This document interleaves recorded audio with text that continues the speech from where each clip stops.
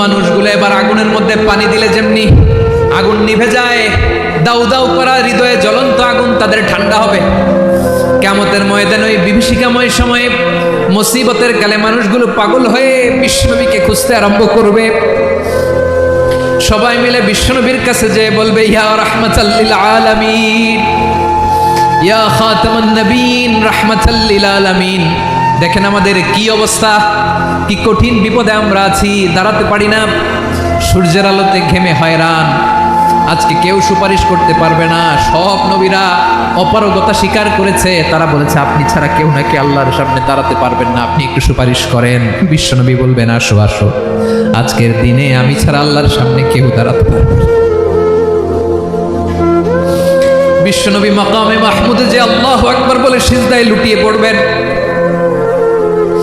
আল্লাহ রাব্বুল আলামিন বিশ্বনবীকে এমন কিছু চমৎকার শব্দ শিখাবেন, ওই শব্দগুলো দিয়ে আল্লাহর প্রশংসা করে বিশ্বনবী কাঁদতে আরম্ভ করবেন। বিশ্বনবী এমন ভাবে অজোর দ্বারায় সিজদায় লুটিয়ে পড়ে কাঁদবেন, রব্বুল আলামিনের রহমতের দরিয়ায় জোশ লেগে যাবে।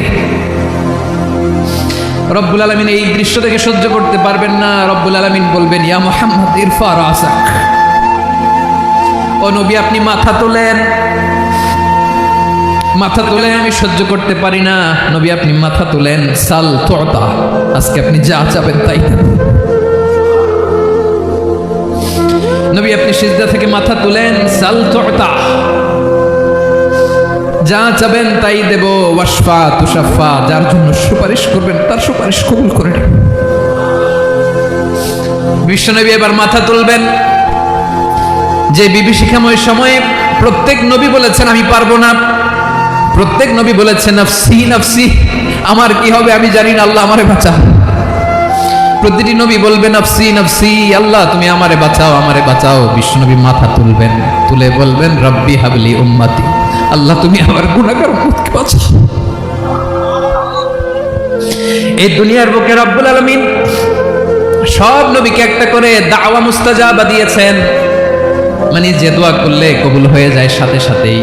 দাও বিহা, দুনিয়ার সব নবীরা ওই দোয়াটা দুনিয়ায় করে ফেলেছে। সব নবীকে আল্লাহ একটা করে দোয়া দিয়েছেন, নবী দোয়া করলেই কবুল। সব নবীরা ওই দোয়া করে ফেলেছে দুনিয়াতে। বিশ্বনবী বলেন আমি করি নাই।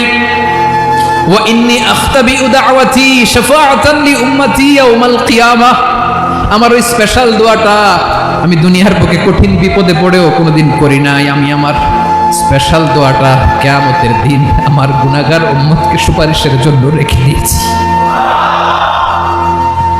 আল্লাহ বলবেন নবী ইরফা রাসাক, মাথা তোলেন, আর কাটবেন না। বিশ্বনবী মাথা তুলবেন। আল্লাহ বলবেন সাল তুতা, আপনি যা চাবেন তাই দেব। ওয়াশফা তুশাফা, সুপারিশ করেন, সুপারিশ কবুল করব। বিশ্বনবী বলবেন আল্লাহ ওই স্পেশাল দোয়াটা দুনিয়াতে করি নাই, আজকে আমি তোমার দরবারে দাঁড়িয়ে কিয়ামতের দিন ওই দোয়াটা করছি। আল্লাহ আমার যে উম্মতের হৃদয়ে যাররা পরিমাণ ঈমান আছে, আমার একটা উম্মতকেও তুমি জাহান্নামে ঢোকাতে পারবে না। বিশ্বনবী পাগলের মতো একবার হাউজে কাউসারে যাবেন, একবার সিরাতে যাবেন, একবার পুলসিরাতের দিকে, একবার হাউজে কাউসারের দিকে পাগলের মতো দৌড়াতে থাকবেন। তার কোনো গুনাহগার উম্মত যাতে জাহান্নামে ঢুকে না যায়, সেদিন কেউ সুপারিশ করতে পারবে না বিশ্বনবী ছাড়া। বিশ্বনবী বলেন আনা সাইয়্যিদুন নাস ইয়াউমাল কিয়ামাহ, আমি কিয়ামতের দিন সর্বশ্রেষ্ঠ হব, মানুষের মধ্যে সর্বশ্রেষ্ঠ সেরা আমি বিশ্বনবী। আলহামদুলিল্লাহ পড়েন। বিশ্বনবী বলেন সেদিনটা বড্ড ভয়ঙ্কর।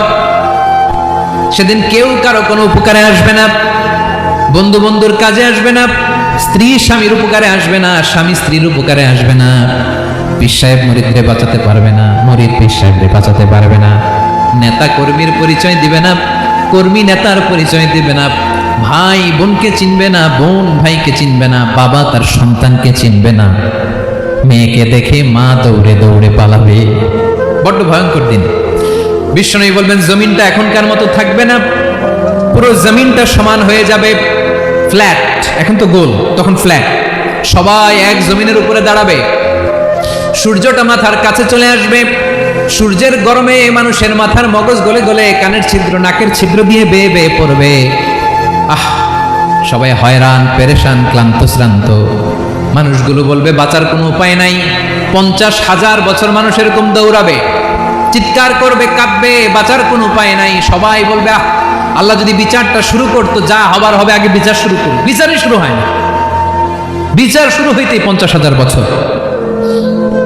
আল্লাহ, 50,000 বছর, 5,000, 15,000 না, 50,000 বছর এরকম যাবে।